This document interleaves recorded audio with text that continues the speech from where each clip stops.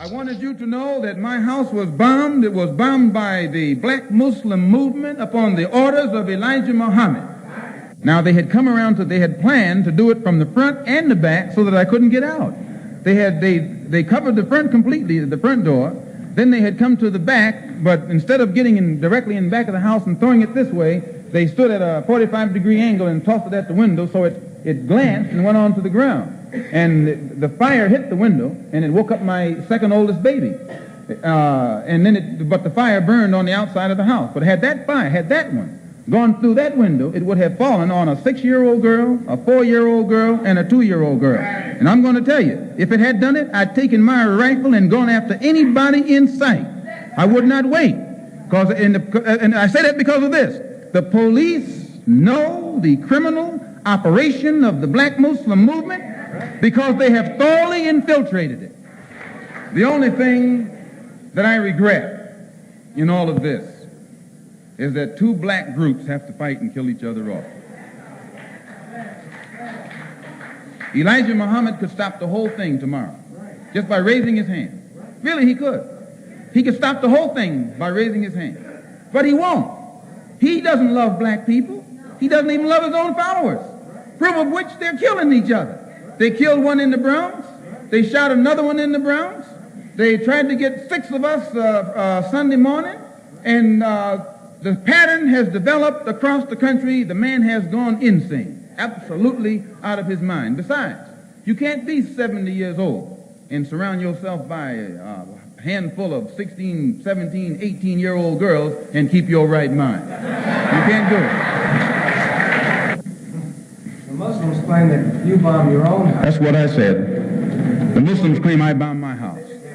Well, because they say it's rightfully there. Yeah. No, well, you can take what you want. The arson squad, the fire marshal, all of them are experts in this kind of thing. And if anybody can find where I've bombed my house, they can put a rifle bullet through my head. It was my children and my own life and my wife's life that was at stake. In fact, let me tell you something, sir. I stood Sunday morning. The journey was to Mecca to make myself an authentic Muslim and to bring them there up to date on the problems that our people who are Muslims have. Soon as we establish our religious authenticity with the Muslim world, we set up the Organization of Afro-American Unity and took immediate steps to make certain that we would be in direct contact with our African brothers on the African continent. So the first step that has been taken, brothers and sisters, since Garvey died, to actually establish contact between the 22 million black Americans with our brothers and sisters back home was done by 2 organizations. Done first by the Muslim Mosque, which gave us direct ties with our brothers and sisters in Asia and Africa who are Muslim. And you know we've got to unite with them because there are 700 million Muslims. And we sure need to stop being the minority and become part of the majority.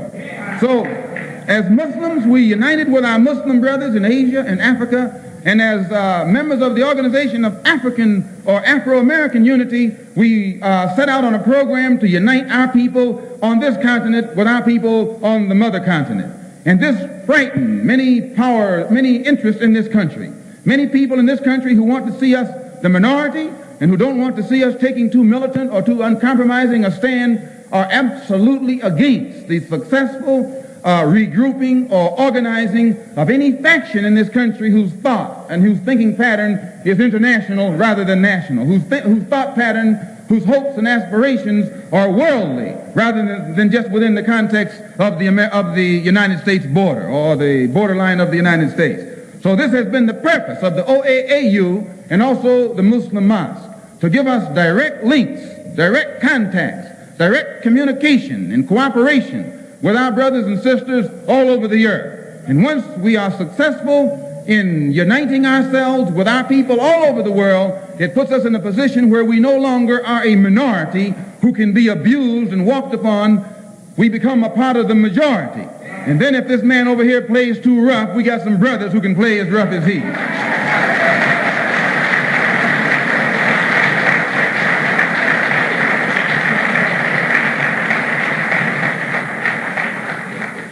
So that's all I have to say about that. And when the bomb was thrown, one of the bombs were thrown at the rear window of my house where my 3 little baby girls sleep.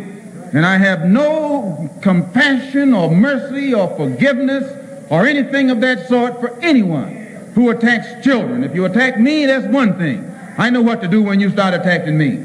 But when you attack sleeping babies while you are lower than a god...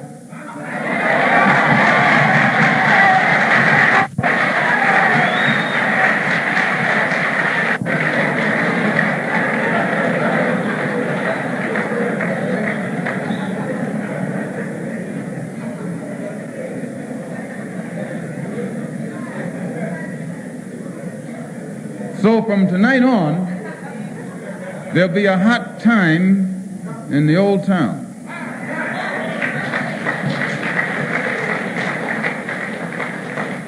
With regret, with great regret.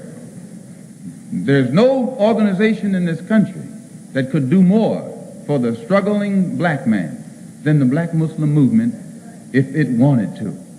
But it has gotten into the possession of a man who's become senile in his old age and perhaps doesn't realize it.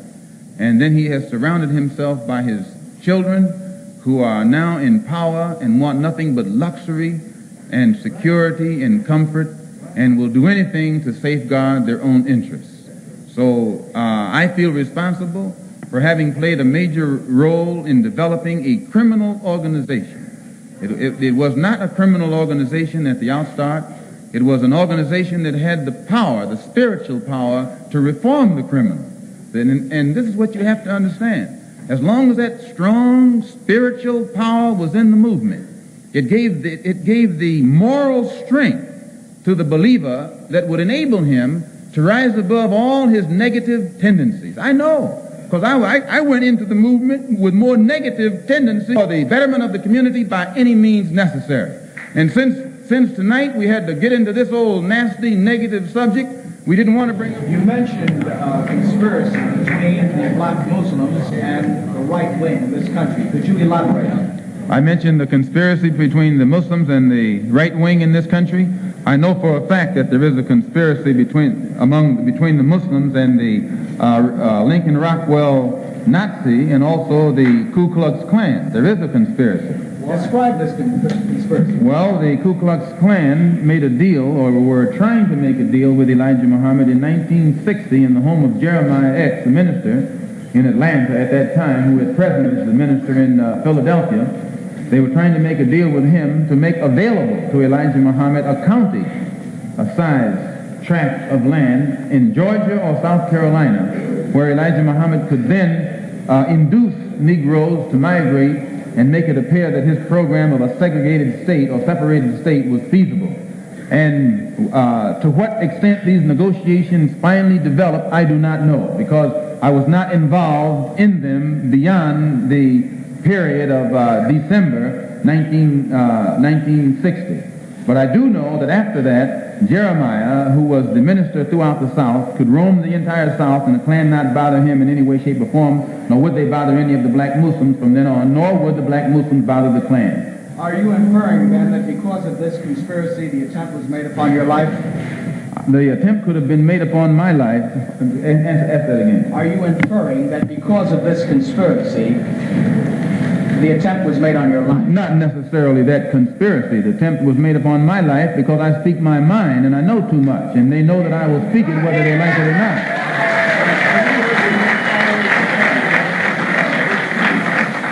Pardon me? Are you urging your followers to take any actions against the Muslims? Am I urging my followers to take action against the Muslims? No. No. When you say you rely on Allah or you've always been some kind of activist, do you still think that you're going to try to infiltrate their organization and win over some of their supporters? Am I going to try and infiltrate their organization and win over some of their supporters? No, I have never tried to win supporters from Elijah Muhammad. Since I have left the black Muslim movement, I've spoken at these rallies. Those who come, come. Those who don't, don't. But I've never gone out of my way to win over any of his followers. And he himself is fearful because he knows that you don't have to exercise too much energy to win his followers. As soon as they know truth and compare the two, And by the way, this is the brother. I didn't even see you there, brother. This is Leon Amir, who was Cassius Clay's secretary, whom they beat unmercifully up in Boston. And the court freed the men who beat him. They fined him $100, was it? Yeah, $100. Fined him $100. And he was on the inside of the black Muslim specialty squad. And I know it. And it was he who heard Elijah Muhammad Jr. come to New York when Elijah Muhammad was at the Armory in June of last year. Jr. stood up and told the fruit, many of whom are here now also, that I should have been killed, that my tongue should have been put in an envelope and sent back to Chicago by now. And because Fat Joseph had not done it, they demoted him. He remained captain, but Clarence up in Boston was put over Joseph. And Joseph's authority was curtailed. And then Clarence, the captain from Boston, and John, the captain from Springfield, came to New York to assassinate me and came to him to get a silencer and couldn't get it. So the police know this. It's not something that's new. They just wait until the job is done and then they step in. When you say, do you know that Elijah Muhammad was behind this? Yes, now, Is this your belief? Yeah? Elijah Muhammad called all of his officials, national officials, to Chicago in October and ordered them to kill or maim any of his followers who leave him to follow me.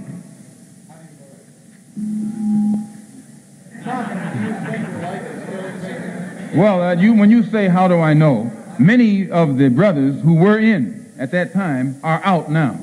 And if this ever come into the court, there are plenty of witnesses who can stand up and testify to it.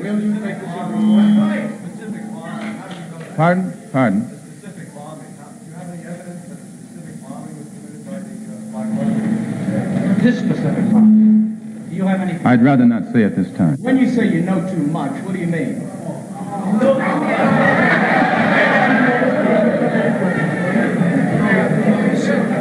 Who's the next one? Give him 2 more minutes. Give them 2 more minutes and we'll end it. He said nobody's going to clean up Harlem but us, and we'll control it. And you said, including the politics. Yes. Can you elaborate a little bit? Yes, when I said that no one can clean up our home but us, and that we will clean it up, including and no one should control it but us, including the politics, what do I mean? I mean exactly that. That the black people. I was thinking Powell. You're thinking of who? Powell? Powell's one of us.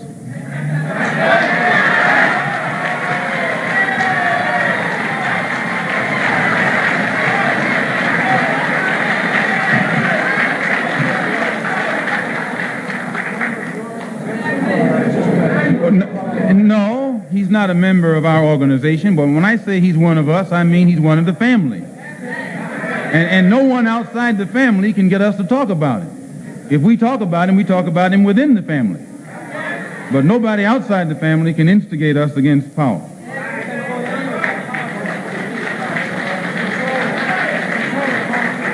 Yes, by controlling it politically, I mean that the politics of the community of Harlem should be controlled by those of us who live in Harlem, not by somebody sitting down in Gracie Mansion.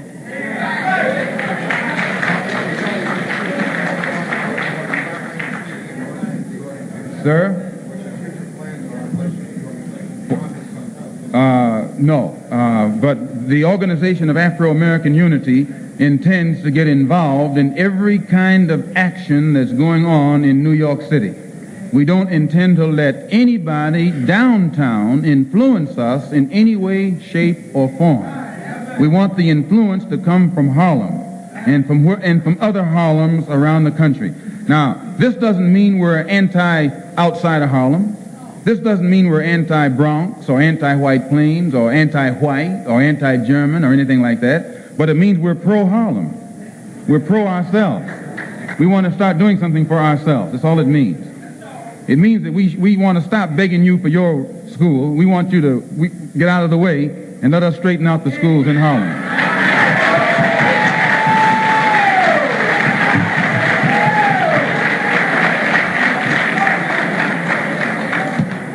Yes, sir. Mr. Robin, I'd like to clarify this quote here.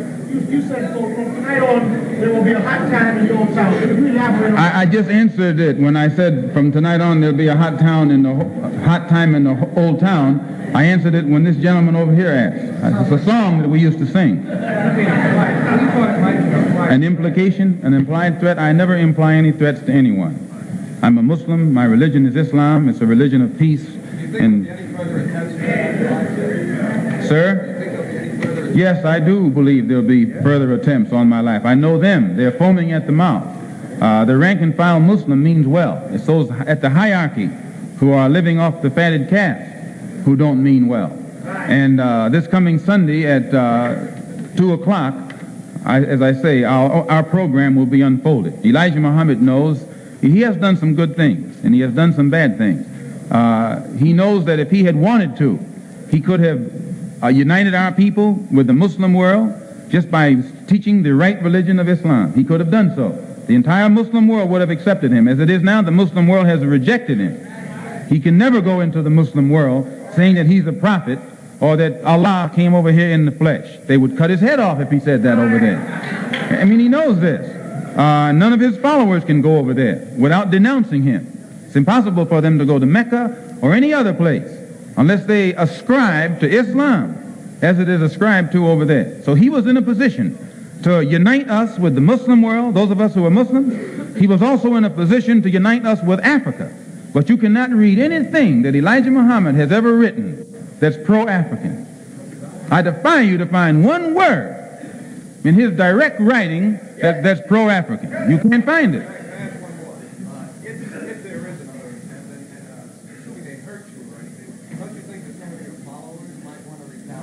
Listen to this question this man asked me.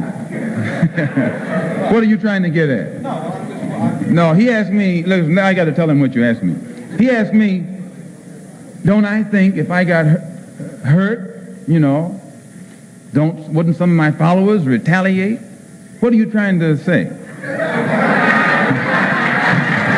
Or what are you trying to get me to say?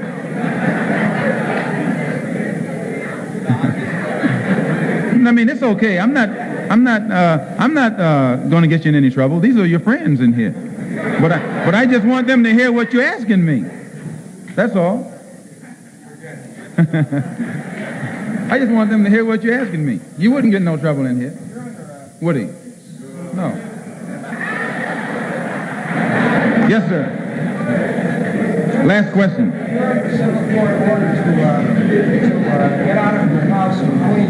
I'm under a civil court order to get out of my house in Queens. I only heard, somebody told me that they heard that on the radio. I know nothing about it. And I haven't discussed it with a lawyer yet, and I won't make any comments until I discuss it with a lawyer. But I just hope that nobody tries to go in there while what's left of my belongings are there. Sir? We have a force of your own manifestation outside your house. Some have been in the vicinity, yes, and some policemen, too, have been nice enough to watch the house ever since it was bombed. I wish they had been watching it while it was bombed. Yeah, a great deal of my personal belongings were lost. They threw 4 bombs in there. I might point this out, that these who did it were so vicious, and those who did it knew the whole layout of the house. And to show you why I believe in Allah, the bombs that were thrown into the front part of the house were thrown directly against the window, so they came through. But before they threw the first one, the neighbor saw someone go up to the window with a mop-like instrument and break the window, crack the glass. And then they threw the bombs in after the glass was broken. And that was in the front part. That the city police don't know about, because they have policemen in there. They don't let black people form anything without some policemen in there.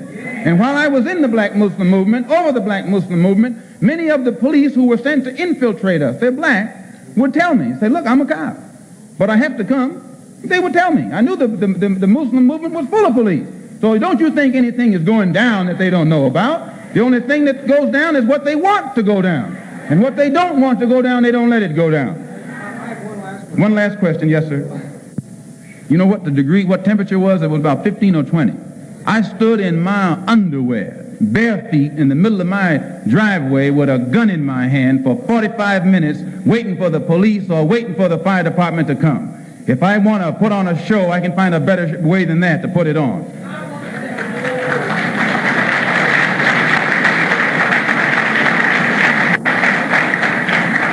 That's all.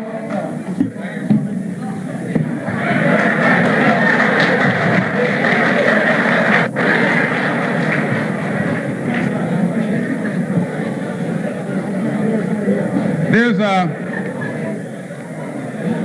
brothers and sisters. Here's the Saturday Evening Post, dated February the 27th, 1965. And in it, there's an article titled, "An Ex-Official Tells Why the Black Muslims Are a Fraud." Right. This is one of the brothers in Boston who was formerly the secretary up there, and who is the cousin of Ronald Stokes, the brother who was killed out in California in April of 1962. And I would like to say this before anything else, and that is, don't think that I don't know how bad I make myself look by attacking an organization that I was once so inseparably a part of. But I'm not particularly concerned with how bad it makes me look. My prime concern is to expose it to the fullest of my ability. Let the chips fall where they may.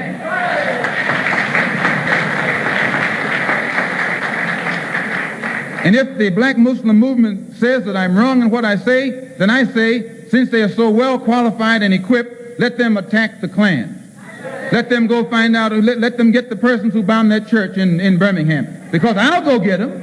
I'll go and attack the Klan and attack Rockwell and any of the others. And I defy them to do so. They can't do it. Because they both have the same paymaster.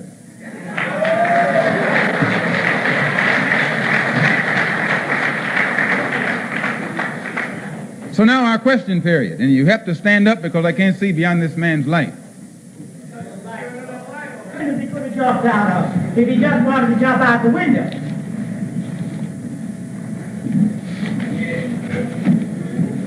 And I am appealing to you and the rest of us here who have Harlem and our concern at heart. What can we do? And what must we do to avoid something else like this? This is what I meant earlier when I said concerning the importance of our controlling Harlem. As long as we have outsiders running our hospitals and our schools and our everything else, they will run us right on out of existence. I would suggest that you come over to the office and see what we can get our heads together on and see what we can do. Thank you. Anything I can do, I certainly will, and I know all the brothers and sisters will.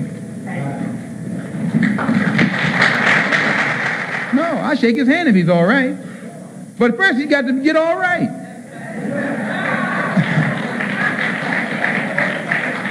The standard of judgment out of our control. As many of you know, Sunday morning about 3 o'clock, somebody threw some bombs inside my house. Normally, I wouldn't get excited over a few bombs, but the ones who threw these not only aimed them in rooms where there was no one, but aimed them in rooms where 3 of my daughters sleep. One daughter 6, one daughter 4, and one daughter 2. And since I am quite certain that those who threw the bombs knew my house well enough to know where everyone was sleeping, I can't quite bring my heart to the point where it can in any way be merciful or from now on compromising toward anyone who can be that low. Especially when I heard on the news today that Joseph, a brother that I found in the garbage can in Detroit in 1952, well, that's where I found him, made the statement that I had bombed my own house. Now, you see, this doesn't surprise me because I know that since many of us left the Muslim movement, its intelligence and its morals have gone bankrupt. Both its intelligence and its morals have gone bankrupt. And now they are using the same tactic that's used by the Ku Klux Klan. When the Klan bombs your church, they say you did it. When they bomb the synagogue, they say the Jews bombed their own synagogue. This is the Klan tactic. And tonight, I'll tell you why the black Muslim movement is now adopting the same tactics against black people as has been up to now the exclusive method of the Ku Klux Klan. I want to point out, too, that I'm not talking about Muslims just to make white people happy, because I don't believe in letting anyone use me against somebody else. I'm telling you these things because it has reached a point where I feel that black people in this country need to know what's going on. And I'm talking about an organization which I had a hand in building, which I had a hand in organizing. I know its characteristics. I know its potential. I know its behavior pattern. I know what it can do and what it cannot do. And one of the things it can do is bomb your house and try and kill your babies. Before we get into it, I would like to point out also, as many of you know, last Tuesday or last weekend, I was invited to address the first Congress of the Council of African Organizations in London.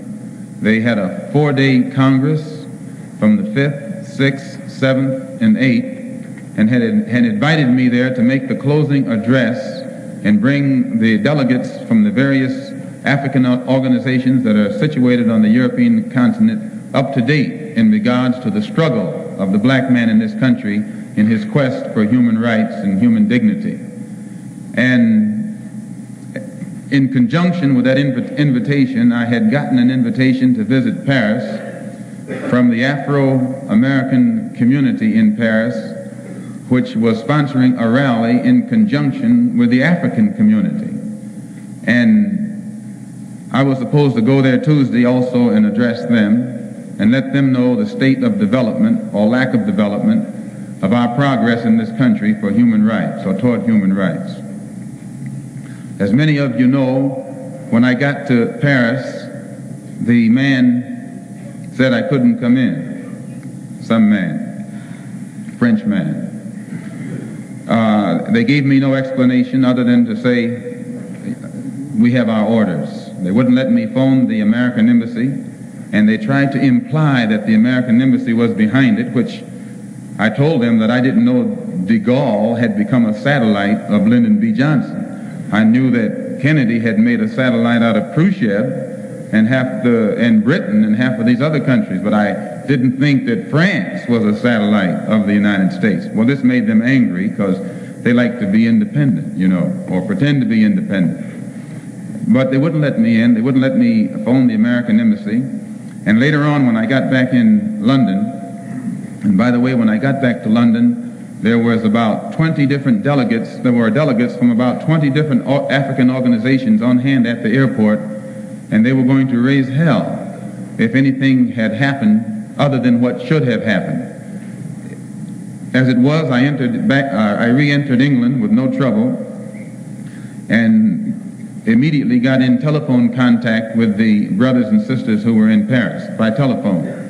And they pointed out that they had encountered some difficulty, first from the communist trade union workers. Mind you, communist trade union workers had prevented them from renting their hall, and when they went to get another hall, the same communist group had exercised its influence to prevent them from getting that hall. And finally, when they did get a hall, evidently someone was strong enough to exercise influence over the French government.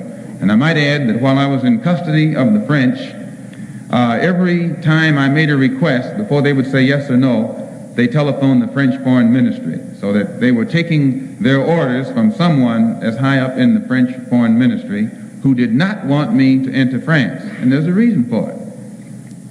I don't blame them. And I told them while I was there that maybe my plane got mixed up and I was in South Africa in the wrong country. I told them this couldn't be Paris, it must be Johannesburg. And they got red.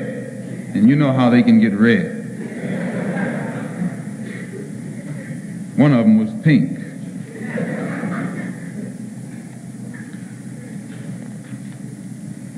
The same thing happened in England. As many of you probably read in the Sunday Times and Tribune, there was a great fear in England concerning me speaking to the West Indian community. And this is because England has a very serious color problem developing, because so many of our people are migrating there from the British West Indies. France, quietly as it is kept, has a very serious color problem developing because of the migration to France of our people from the French West Indies. And with these people from the French West Indies, black people, going to France, others from the British West Indies going to England, coupled with the Asians who are coming from the Commonwealth territories, along with the Africans from French Equatorial West Africa, formerly into France, and the British possessions into Britain. There's a large, increasing number of dark-skinned people swelling the dark population of France and Britain, and it's giving them a great deal of cause for worry. The only difference over there and over here being that no one of black skin in France has ever tried to unite the dark-skinned people together, neither have they done so in England. So you can somewhat see what their fear is. No effort has been made to unite the Afro-American community or the American Negro community with the West Indian community, and then those two communities with the African community, and those communities with the Asian community. This has never been done in either England or France. But when I was in France, to come to Alabama and organize the black people of Alabama and pull the sheet off the Klan ourselves.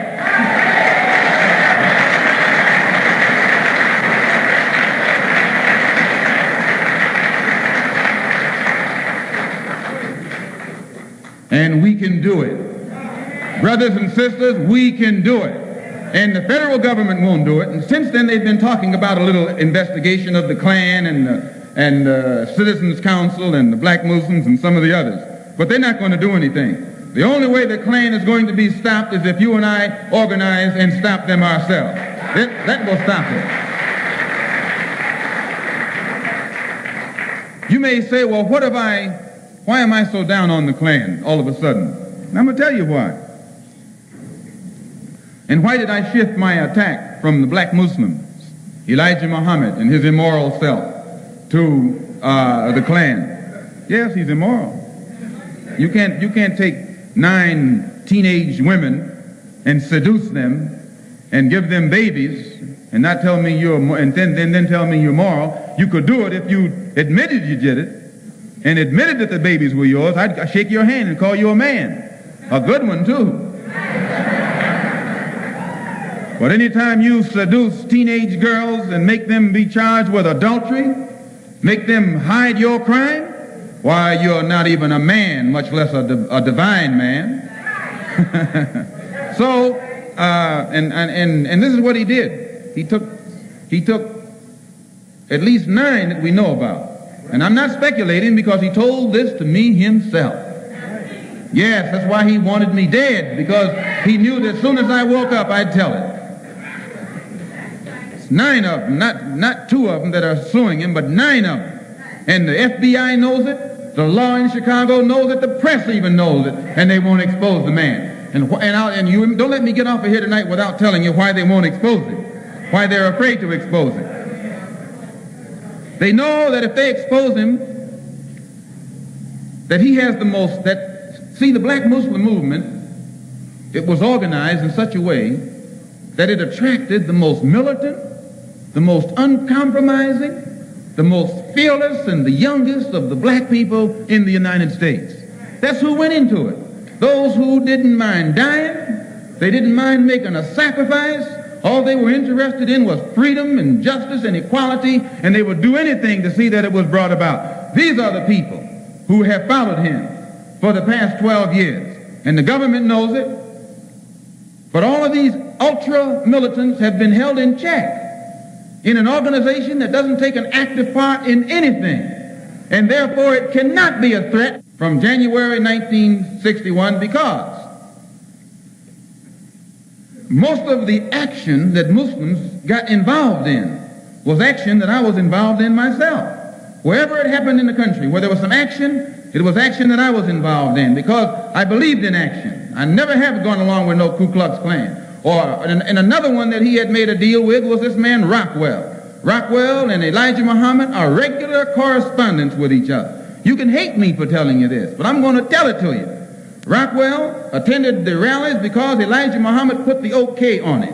And Sharif, the captain of the FOI, and I had discussed it, wondering why Rockwell could come to our meetings, because until Elijah Muhammad and the black Muslim movement were to crumble, that all of those militants who formerly were in it and held in check would immediately become involved in the civil rights struggle, and they would add the same kind of energy to the civil rights struggle that they gave to the black Muslim movement.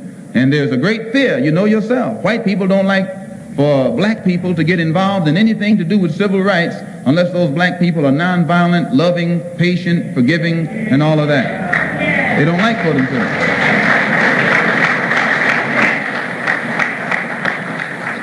And there has been a conspiracy across the country on the part of many factions of the press to suppress news that would open the eyes of the Muslims who are following Elijah Muhammad. They continue to make him look like he's a prophet somewhere who is getting some messages direct from God and is untouchable and things of that sort. I'm telling you the truth. But they do know that if something were to happen and all these brothers their eyes were to come open, they would be right out here in every one of these civil rights organizations making these Uncle Tom Negro leaders stand up and fight like men instead of running around here non-violently acting like women. So they hope that Elijah Muhammad remains as he is for a long time, because they know that any organization that he heads, it will not do anything in the struggle that the black man is confronted with in this country. Proof of which, look how violent they can get. They were violent, they've been violent from coast to coast. Muslims in the Muslim movement have been involved in cold, calculated violence.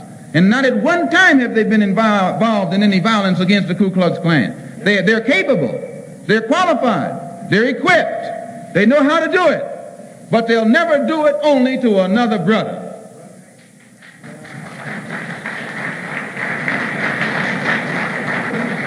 Now, I am well aware of what I'm setting in motion by what I'm saying up here tonight. I'm well aware. But I have never said or done anything in my life that I wasn't prepared to suffer the consequences for.